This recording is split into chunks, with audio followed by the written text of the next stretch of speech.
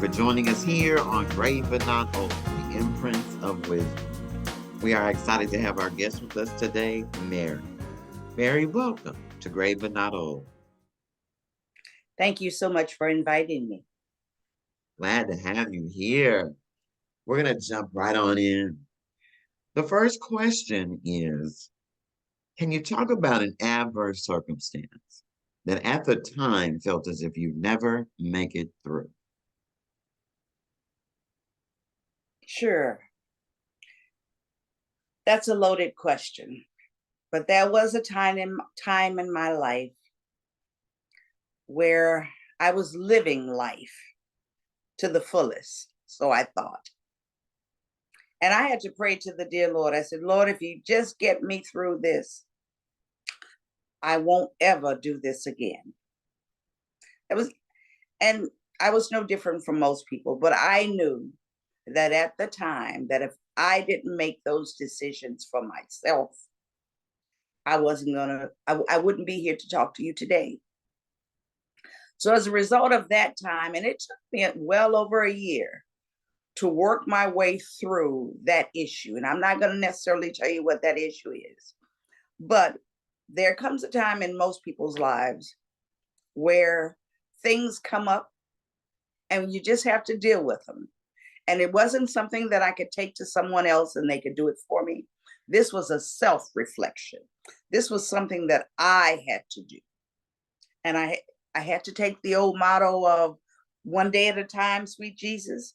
That's exactly what I did. I took it one day at a time. I actually almost had to take it 1 second at a time because it was just that serious. And through the help of the dear Lord, he brought me through. And I thank him every day for that experience that I went through, for the trials that I went through. And when I'm feeling bad and I'm feeling low, I can think back over those times and say, I know that it was because of the Lord that he brought me through. And I thank him. So if you are having problems, I would suggest that you just reach out and pray every day, nonstop. Don't cease until one day you realize, I'm not praying as much. I'm not as emotional today as I was yesterday. And he'll bring you through. That's about what I can tell you about a time in my life that lasted well over a year, but I got through it. And I'm proud. When you hear the expression, live, love, and laugh, what comes to mind? To live. To live means to just enjoy your life. Every day is a different experience. Every day is a different time. And when you wake up in the morning, you should be happy. Love. You know, love is one of those things I always add it to all of my correspondence because I try very much in my life to love. I taught my children not to hate and not to say I hate you in growing up because I was taught love. And when you are taught love and you know how to love, it's easy to love.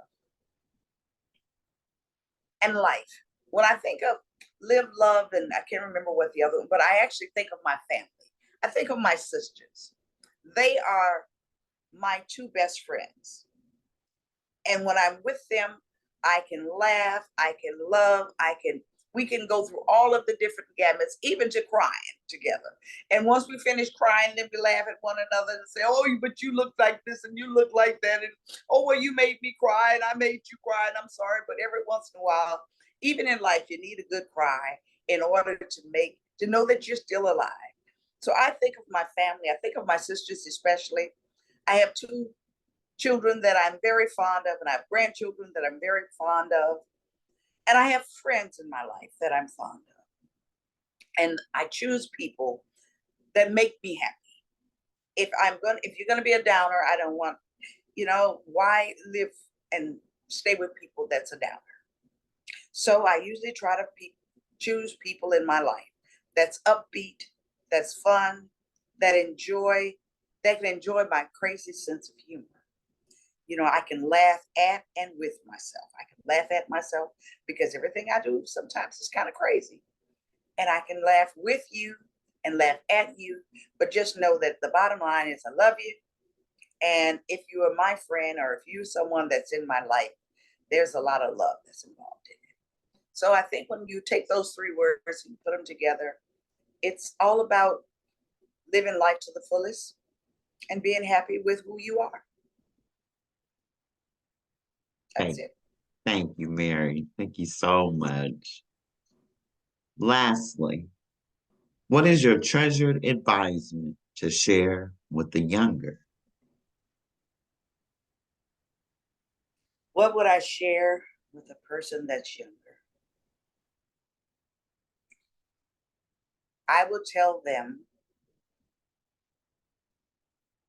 you need to reach back and find out who you are, who your folks were, where they came from, what their struggles were, so that you can learn from who they were. And hopefully, there will be some role models in there that you can follow. Because you are a chip off the old block. As they say, the fruit doesn't fall very far from the tree. Although sometimes some of that fruit will roll far enough away to say, I'm not a part of that, or I want to be a part of that. I hope that in your life you have role models and you have influencers, people who will guide you in the right direction. I'd also advise young people, be very careful with who you choose as a mate. That can either make or break you and set your values in a way that either it will be positive or it could be negative. Take your time with choosing that person.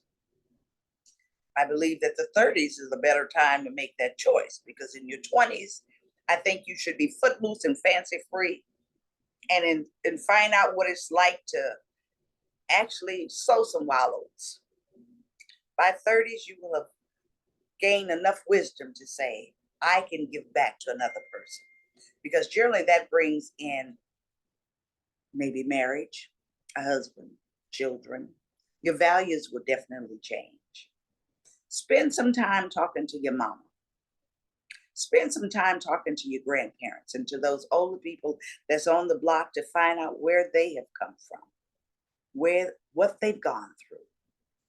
Live your life sometimes vicariously through them because you don't always have to experience everything in life, but to live it through someone else. Read your books. If you have the opportunity to travel, travel and see how other people in the world live. Most of us don't get to do that until we're older. And by then, our health might be at a point where you can't travel. But if you have the opportunity while you're young to see the world, gain your views from other people as to how they live. Learn to live simply. The more simple your life, actually, the better off you are. Because as you mature, you gather stuff. And eventually stuff will weigh you down.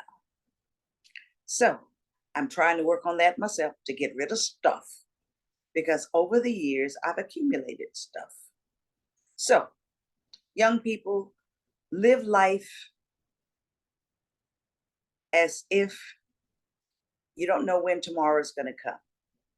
Don't be foolish, but take your time and learn a little bit about who you are, where you came from, set your own views. Don't necessarily listen to everyone and say, oh, I love it. Thank you so much for sharing. Take the good and say, that really wasn't for me. Eliminate that and go forward. Read, write, and reflect. That's it. Mary, thank you so much for joining us here on Gray But Not Old, the Imprints of Wisdom. Thank you for having me.